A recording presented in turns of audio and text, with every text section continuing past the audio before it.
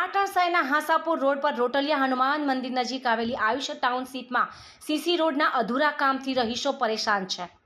જન ભાગીદારીથી CC road બનાવવા માટે સોસાયટીના રહીશોએ પૈસા ભર્યા હતા। કોન્ટ્રાક્ટરે જેસીબીથી અધૂરો રોડ તોડીને કામ અટકાવી દીધું હતું। રહીશોએ ટ્રેક્ટર લઈને નગરપાલિકા પ્રમુખ અને ચીફ ઓફિસરને રજૂઆત કરી હતી। પાટણના ધારાસભ્ય કિરીટભાઈ પટેલ અને શહેર કોંગ્રેસ પ્રમુખ દીપક પટેલની હાજરીમાં લેખિત રજૂઆત પણ કરવામાં આવી હતી। તૂટેલા રોડને કારણે વૃદ્ધો અને બાળકો સહિત રહીશો મુશ્કેલી અનુભવી રહ્યા છે। રજૂઆતને પગલે ચીફ ઓફિસરે ગુરુવારથી કામ શરૂ કરવાની ખાતરી આપી છે।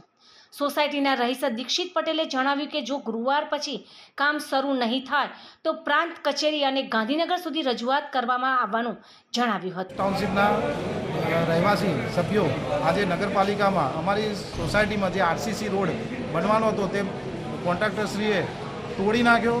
કામ કરવાની શરૂઆત કરી, ટેન્ડર પણ સ્વીકાર્યું અને પછી હદ વચ્ચે મૂકીને જતા રહ્યા, જેના કારણે આજે રોડ ઉપર સિમેન્ટ આરસીસીના ગાડા પડ્યા છે અને એના કારણે અકસ્માત થવાની પણ ભીતિ છે। કાલ ભવિષ્યમાં કોઈ પડી ગયું, વાગી ગયું, બાળકને કોઈ ઈજા થઈ અને એમરેજ થયું તો એની જવાબદારી કોની? એ પરિસ્થિતિમાં 6 મહિનાથી અમે આ રોડની રાહ જોતા હતા। કોન્ટ્રાક્ટર આવે છે, મુલાકાત લે છે, ચાલુ કરતા નથી, ફોલાઈન જતા રહે છે। અહીંયા પણ પાલિકામાં આવતા હતા, ફોલાઈન મોકલી દેતા હતા। આપણે સમાજના નાગરિક છીએ તો આપણી રજૂઆત કરવા માટે આજે અમે અમારી સોસાયટીના લગભગ 70 જેટલા સભ્યો આવ્યા છીએ।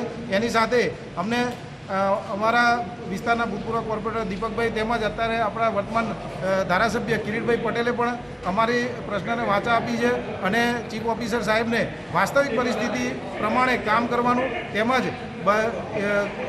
નગરપાલિકાએ પૂરો સહકાર આપવાની આજે ખાતરી આપી અને અમને ચીફ ઓફિસર સાહેબની અરજી ઉપર લેખિત રીતે ખાતરી આપી છે કે ગુરુવારે કામ શરૂ થશે। અમે એન્જિનિયર સાહેબને સ્પષ્ટ કીધું છે કે 2 દિવસ વધારે કહો, અમને મંગળવાર કહેતા હોય તો ગુરુવાર કહો, પણ ગુરુવારે 100% કામ ચાલુ થવું જોઈએ। બરાબર નહીં થાય તો અમારે સેવા સેતુમાં જવું પડશે, પ્રાંત સાહેબ પાસે પણ જવું પડશે અને ગાંધીનગર જવું પડશે તો એમનો વાંધો નહીં। અમે બધા સભ્યો સજ્જ છીએ એના માટે। મારું નામ દીક્ષિતભાઈ પટેલ।